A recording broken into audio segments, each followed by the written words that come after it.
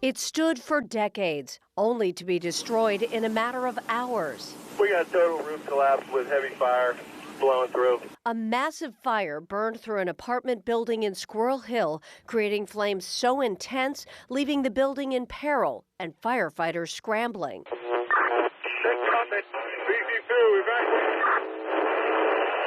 Operations from command, pull them out.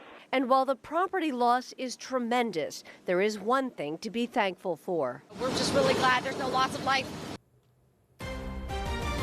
Our breaking news coverage continues of the massive fire in Squirrel Hill and the very latest tonight. The building is so badly damaged, officials are seeking an emergency demolition.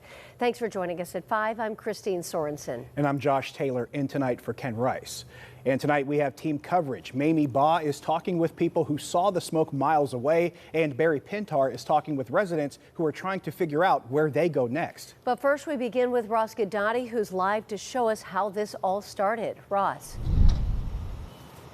Christine and Josh, it has been a very, very long day for firefighters as well as people who live here. Firefighters from now, for the first time in several hours, are beginning to wrap up their hoses, and there is no longer any water being sprayed on what's left of this apartment building. This was a fire that required a lot of water, a lot of work, a lot of luck. But as we mentioned, hours after it first began, this massive 4-alarm blaze is under control and all but out. As the fire began to build and eventually destroy the apartment building in the 5600 block of Forward Avenue, residents inside the building and those living next door did their best to get out and survive. He said, "You got to get out, Dave." So I got out and I came out and I was just totally blown away. This as the nearly century-old structure was quickly burning away. I just ran. I didn't have much thought aside from get out as quick as possible. The first calls of a problem came in at about 8:25. Pittsburgh firefighters arrived on scene minutes later. They found fire in the ceiling on the 3rd floor. The fire crew, as did the alarms, first a 2, then a 3, finally a 4-alarm effort. The building's construction and age making a hard fight much worse. There was no firewalls that we can detect. Right now, as you can see, the roof is burned off the building. And what was left collapsed, as did the building's brick facade. Because of the partial collapse, we have to consider that the whole building is suspect now. So I can't send my guys in.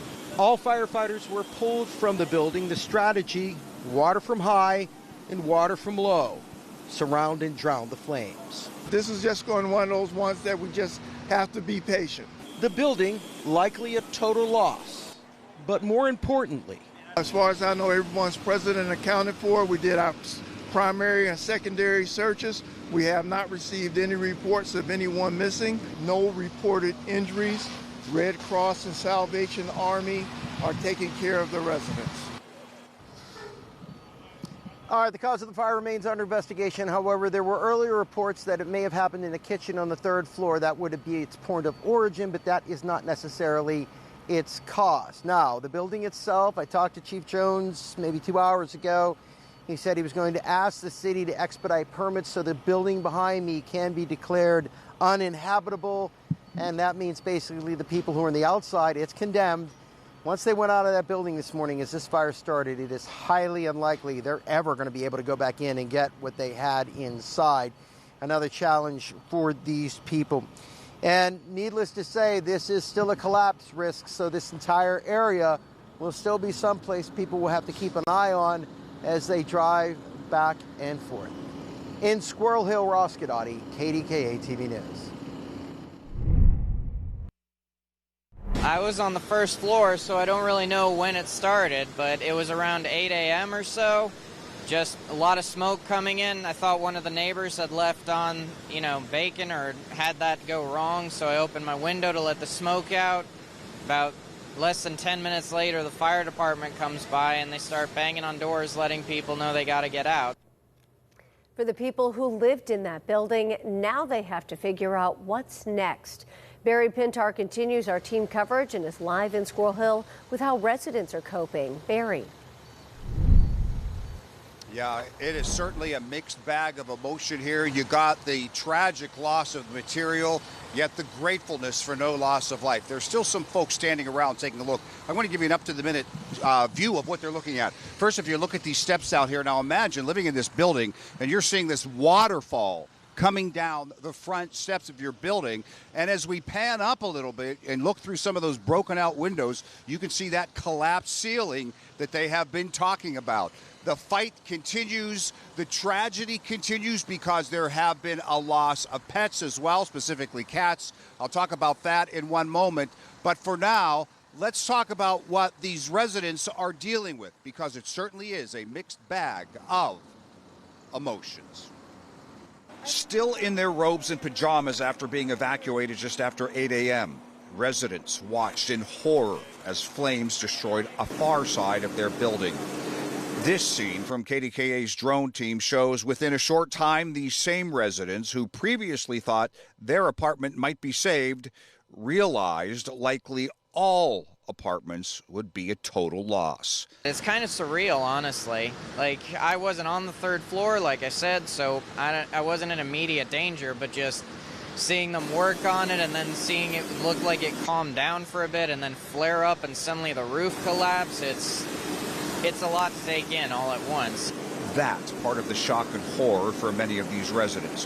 What looked like one small fire on the end of the building soon had the entire building burning due to its 1920s architecture of brick and full wood framing. I was in the bathroom, and when I smelled smoke in in my building, and I looked out and opened my apartment, and there was a neighbor saying there's a fire, you got to get out. The great news, every single resident did get out.